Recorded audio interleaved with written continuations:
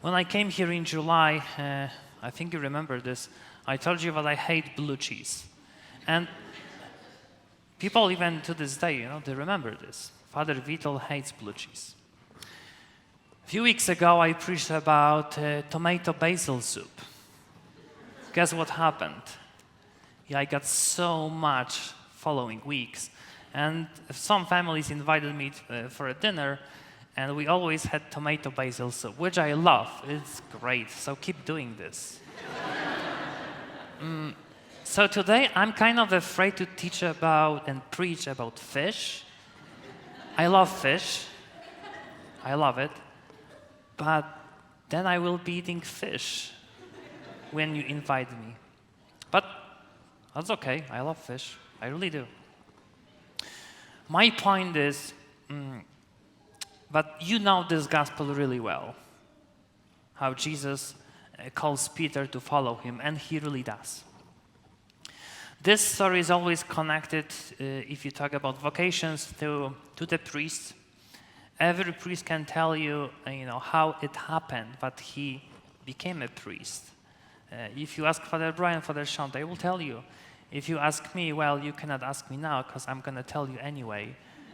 This is how it happened, kind of like with St. Peter. Jesus comes in kind of not being invited. He comes in, he does his thing, and then you have to follow him. You just feel this is the right way. That's what happened with me, because I've been pursuing my dreams since I was in junior high, and my goal was to become a physicist.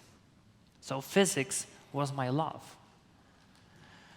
Finally, after high school, I went to college, to a Polish MIT, one of the best universities in the world. I got accepted, became one of the best students. The future was bright. But one day I met a group of Christians, Catholics and Protestants, and I just started attending the meetings and talking about the Bible, praying a lot. And day by day, I realized that my love for physics became lower and lower and lower and lower and lower. I was surprised. My love for God was higher and higher and higher and higher. One day I couldn't resist anymore.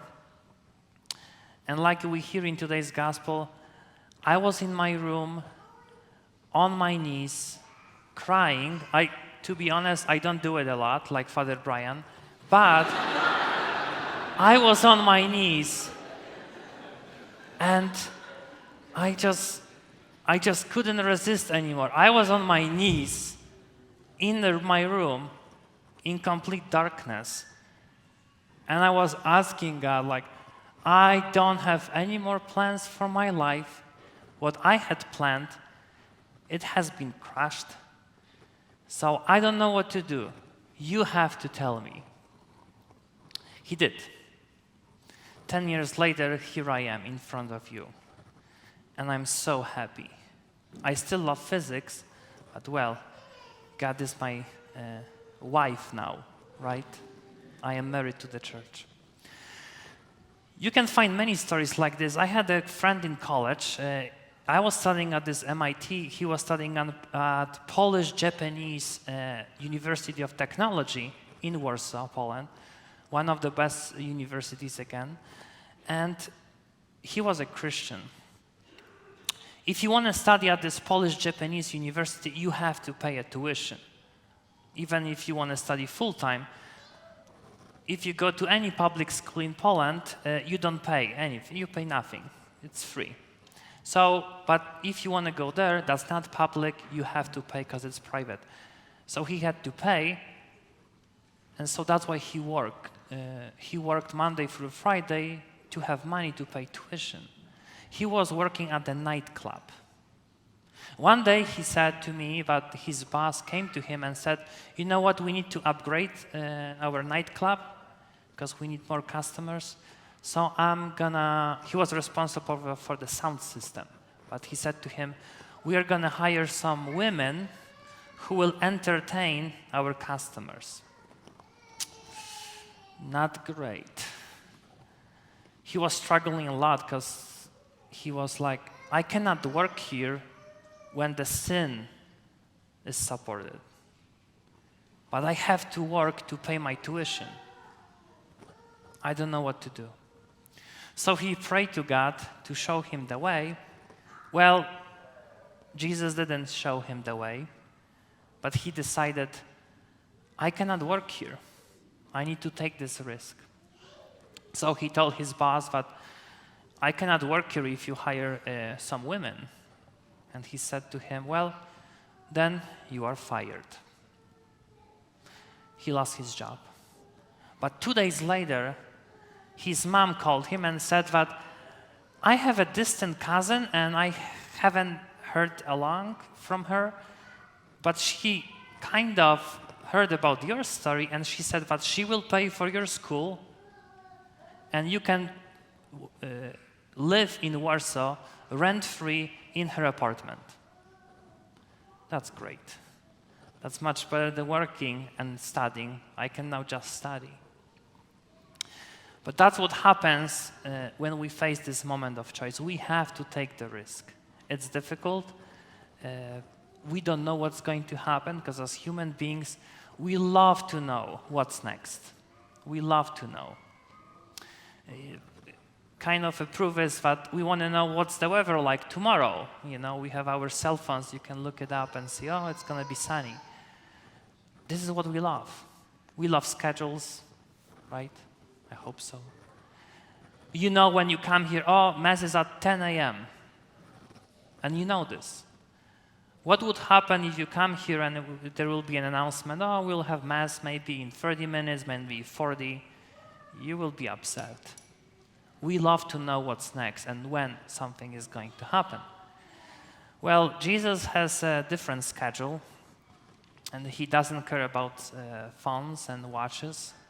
He has his own time, and he knows what's best for us. So what I would say, look at today's gospel, because you are the part of it right now. We are in the boat with Saint Peter. The church is the boat. If you even look up right now, that's the boat upside down. You are the fish. I am Jesus, right? I'm preaching. We are catching so many people here at Lourdes that sometimes we don't have enough space, and when you need a second boat, St. Louis, it's empty. You can go there as well.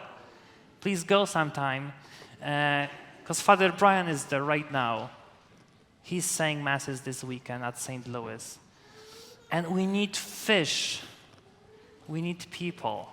We need to fill both boats, both parishes, with Catholics.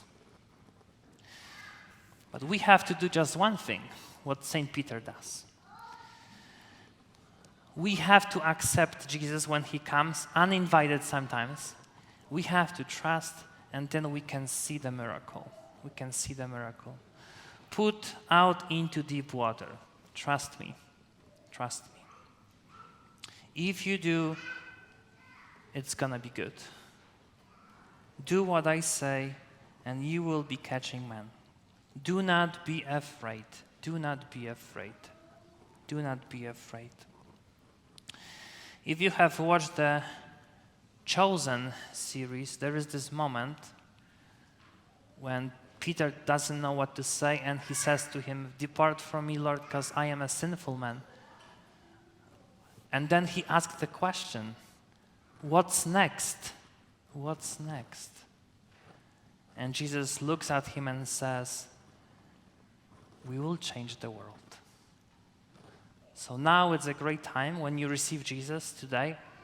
When you go back to your pews, kneel down and ask Jesus, what's next in my life?